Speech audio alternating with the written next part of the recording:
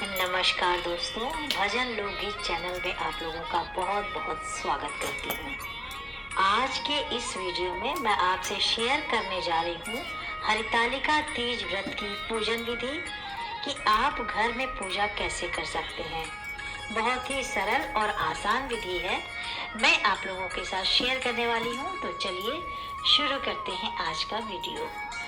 आज हरितालिका तीज व्रत है जो महिला अखंड सौभाग्य के लिए रखती हैं और यह वृद्धि है बहुत ही कठिन होता है क्योंकि यह वृद्धि है, निर्जला व्रत रखा जाता है। तो चलिए अब मैं पूजन सामग्री आप लोगों को बता देती हूँ कि यहाँ पर मैंने फूल ले रखे हैं, आम का पत्ता ले रखा है, बेलपत्र ले रखा है और लाल फूल, सफेद फूल, पीला फूल कुछ भी लिया जा सकता है। तो मेरे पास जो अवेलेबल हुआ है वही मैं रख रही हूँ। जितने फूल मिल जाए अच्छी बात है, नहीं मिले आप कोई चिंता ना करें। और भोग के लिए सेब, केला, मिश्री, काजू, किशमिश व मिठाई जो भी अवेलेबल हो आपके पास वो आप यहाँ पे चढ़ा दें, रख सकते हैं। और एक आरती की थाली सजाई है, इसमें मैंने घी का दीपक, कपूर, धूप बत्ती और घंटी रखा है। इसके बाद मैंने यहाँ पर गंगा जल ले रखा है, कुमकुम, पीला चंदन, विभूति, अक्षत ले रखा है, लाल चुनरी, माचिस और श्रृंगार का सामान। एक चौकी रखेंगे, लाल कपड़ा बिछा लेंगे और गंगा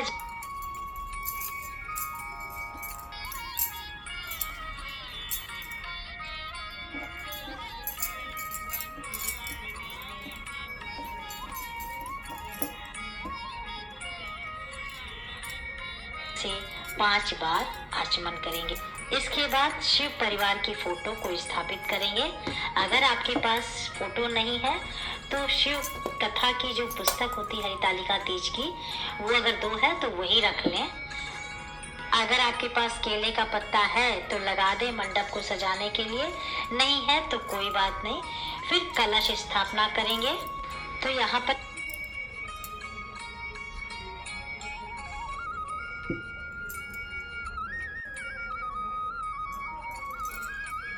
स्थापना करेंगे। तो यहाँ पर चावल का ढेर लिया है कलश स्थापना के लिए और इसमें हम अष्टदल कमल बनाएंगे। अष्टदल कमल बनाना बहुत ही आसान होता है। सबसे पहले लाइन खींच लेंगे। तो अब मैं आपको दिखाती हूँ। देखिए इस तरह से अष्टदल कमल बनाएंगे। 8 दल होने चाहिए, यानी कि 8 पत्तियाँ। बहुत इसमें खूबसूरती की जरूरत नहीं है, आप बस श्रद्धा से जैसा आता है आप बना लीजिए। इसमें कलश स्थापना के लिए यहाँ पर हम पीतल का लोटा लेंगे जिसमें जल या गंगा जल भरेंगे।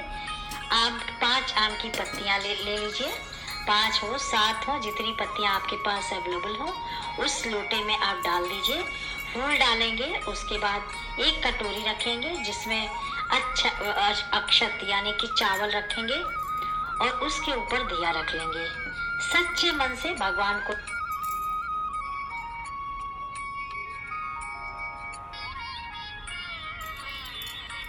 याद करते हुए कलश स्थापित करेंगे। तो यह कलश स्थापित हो गया। तो बत्ती जला लीजिए। आप सबसे पहले कलश पर कुमकुम लगाएं। 5 बार लगाएं। सारी पत्तियों पर कुमकुम लगा दीजिए। कलश पर सात्विक बना दीजिए जो कि बहुत शुभ माना जाता है। और फिर भगवान शिव को चंदन का तिलक लगाएंगे, माँ पार्वती को कुमकुम लगाएंगे, गणेश भगवान को कुमकुम लगाएंगे। इस तरह से पूजा करेंगे। तो आपकी शादी का जो भी सिंदूरा हो ना, वो पूजा में जरूर शामिल करें। भगवान गणेश को सिंदूर चढ़ाएंगे, माँ पार्वती को सिंदूर चढ़ाएंगे, 7 बार सिंदूर चढ़ाएंगे क्योंकि हमें बाद में सुहाग लेना होता है। तो सिंदूर अच्छे से चढ़ा होना चाहिए और आप जब सुहाग लें माथे पर सिंदूर अच्छे से लगना चाहिए। भगवान गणेश को दुर्वा अर्पित करेंगे, फूल चढ़ाएंगे, लाल रंग का फूल अर्पित करेंगे, माँ पार्वती को लाल रंग का फूल अर्पित करेंगे, भगवान शिव को सफेद या पीले रंग का फूल अर्पित करेंगे। भगवान शिव को सफेद रंग का फूल बहुत ही प्रिय है, लेकिन आपके पास अगर ना हो तो आप मानसिक रूप से उनको फूल, अक्षत जो कुछ है वो आप मानसिक रूप से भी चढ़ा सकते हैं। कोई भी चीज आपके पास नहीं है तो आप बिल्कुल परेशान मत होइए। ईश्वर कभी ये नहीं कहता है कि आप बहुत परेशान होकर हमारी पूजा करें। फोटो पर माला चढ़ाएंगे, कलश पर फूल अर्पित करेंगे, भगवान शिव को बेलपत्र चढ़ाएंगे। आप 5, 7, 11 बेलपत्र चढ़ा सकते हैं और बेलपत्र आपको 3-3 पत्तियों वाला ही चाहिए, खंडित ना हो, मतलब पत्ती बिल्कुल साबुत होनी चाहिए। शमी का पत्ता मिल जाता है तो अति उत्तम, बहुत प्रिय है शमी का पत्ता। इसके बाद भगवान को वस्त्र चढ़ाएंगे, माँ पार्वती का श्रृंगार का सामान उनको चढ़ाएंगे।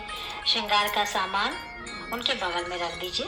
पूजा के बाद इस श्रृंगार के सामान को आप किसी भी सुहागन महिला को दान में दे सकते हैं। फिर हम दीपक जलाएंगे। आप घी का दीपक जला सकते हैं या फिर तिल के तेल का भी दीपक जला सकते हैं। इसके बाद हम भोग अर्पित करेंगे। चीजें 3-3 चढ़ानी है, क्योंकि तीज है ना, तो 3 फल, 3 मिठाई, 3 ड्राई फ्रूट्स, इस तरह से 3 की गिनती में हम चढ़ाएंगे। एक भगवान शिव को, दूसरा माता पार्वती को और तीसरा गणेश भगवान के लिए। और मिठाई अगर अवेलेबल हो तो ठीक है, नहीं तो ड्राई फ्रूट्स, किशमिश, काजू, मिश्री, कुछ भी आप चढ़ा सकते हैं मीठे के रूप में। बाकी फल चढ़ा सकते हैं। पूजा के बाद इस फल को घर के सदस्यों में बांट देना चाहिए। जो भी प्रसाद है सभी सदस्यों में बांटते हैं।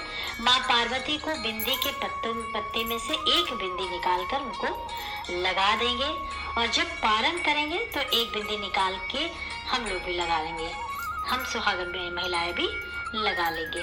फिर हम कथा पढ़ेंगे। कथा पढ़ने से पहले हम हाथ में अक्षत या फूल जरूर ले लें, उसके बाद ही कथा पढ़नी चाहिए। अगर आपके पास किताब है तो आप किताब से कथा पढ़ सकते हैं। अगर आपके पास किताब नहीं है आप मोबाइल से भी कथा सुन सकते हैं।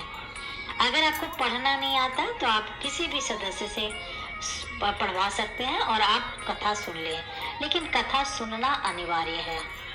कथा पढ़ने के बाद जो हाथ में अक्षत और फूल रखा है भगवान के सामने अर्पित कर दें और फिर हम आरती करेंगे। सबसे पहले गणेश भगवान की आरती करेंगे, उसके बाद भगवान शिव की आरती करेंगे और फिर बाद में माता पार्वती की। ये तीनों आरती करना बहुत ज़रूरी है और घर में हम सभी को आरती देंगे। उसके बाद भगवान से क्षमा याचना करेंगे। भगवान, अगर पूजा में हमसे कोई भी गलती या भूल चूक हुई हो तो माफ़ करिएगा और सुहाग लेंगे। सुहाग लेने के बाद 7 बार चढ़ाया तो 7 बार सुहाग हम अपने मांग में भर लेंगे। के बाद हाथ जोड़कर सच्चे मन से माता पार्वती से प्रार्थना करेंगे कि माँ, हम सभी का सौभाग्य अखंड रखना, हम सभी के पति की आयु लंबी हो, सभी घर में सुख समृद्धि बनी रहेगी, बच्चे परिवार सुखी रहेंगे। इसके लिए माँ से प्रार्थना करनी होती है।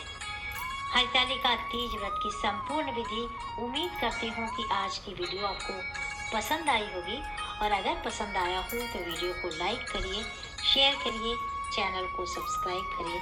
Thank you.